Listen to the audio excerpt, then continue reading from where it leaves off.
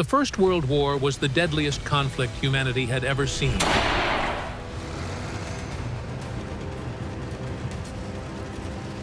Millions were killed, entire empires collapsed, and Europe lay in ruins. You would think such destruction would force the world to rebuild in peace. And for a while, it seemed like recovery had begun. But beneath the surface, anger, debt, and revenge were quietly burning. Within just 20 years, these hidden flames would explode into an even greater disaster. The Second World War. Aftermath of World War I, 1918 to 1919. The guns of the First World War fell silent in November 1918, but peace did not bring relief. Instead, Europe was a continent of ruins. 10 million soldiers lay dead. Countless more returned broken in body and spirit. Civilian populations had been starved, bombed, and uprooted. Towns were destroyed, fields left barren, and economies shattered. What people called the war to end all wars had left scars so deep that recovery seemed almost impossible. Four great empires, Austria-Hungary, Ottoman, German, and Russian, collapsed into dust. Out of their ruins, unstable new states emerged, drawn hastily on maps by diplomats, who often had little understanding of the lands they were redrawing. The Russian Revolution of 1917 had already shaken the old order to its foundations.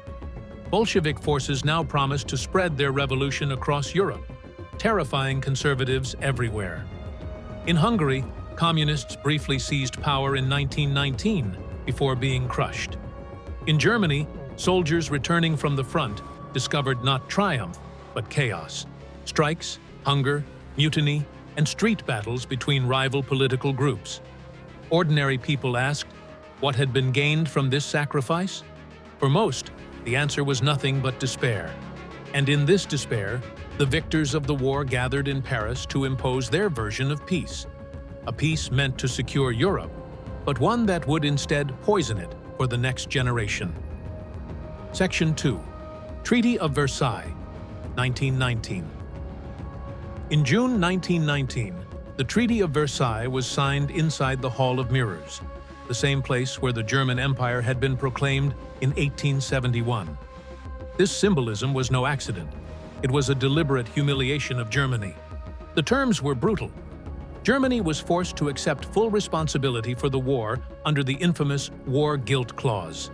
It had to pay reparations so enormous, 132 billion gold marks, that economists argued no nation could realistically afford them. It lost territory. Alsace-Lorraine returned to France, the Polish corridor cut through German lands, and colonies were stripped away. Its army was limited to 100,000 men, with no tanks, no heavy artillery, and no air force. Even the proud German navy was reduced to a handful of coastal ships. To ordinary Germans, this felt less like peace and more like strangulation.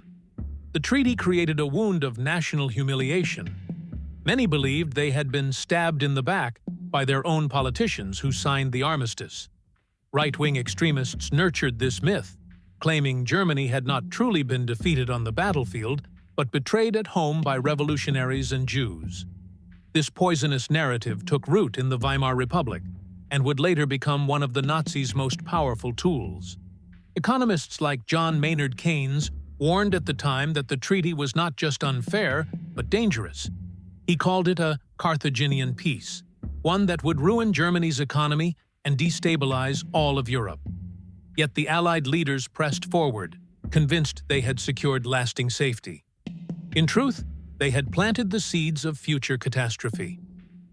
Section 3, Shattered Borders and Minority Problems, 1919 to 1923. The collapse of empires meant the map of Europe was redrawn almost overnight. Out of Austria-Hungary came Austria, Hungary, Czechoslovakia, and Yugoslavia. Poland was reborn after more than a century of partitions. The Baltic states, Lithuania, Latvia, and Estonia emerged.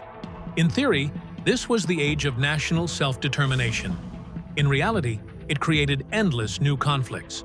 Czechoslovakia contained 3 million Germans in the Sudetenland. Hungary lost 2/3 of its territory, leaving millions of Hungarians stranded in Romania, Czechoslovakia, and Yugoslavia. Poland clashed with Ukrainians in the east and with Lithuanians in the north. Its very borders had to be secured in war against Bolshevik Russia in 1920, a war that stopped a communist advance into Europe but left bitterness on both sides. Further east, the Ottoman collapse created turmoil across the Middle East.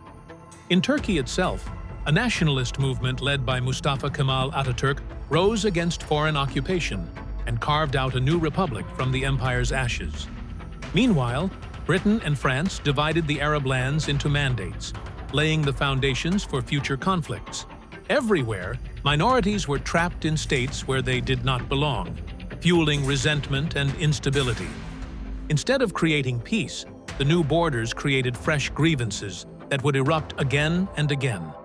Europe was less a continent of nations than a patchwork of disputes waiting to ignite. Section 4. Early political and economic struggles. 1920s.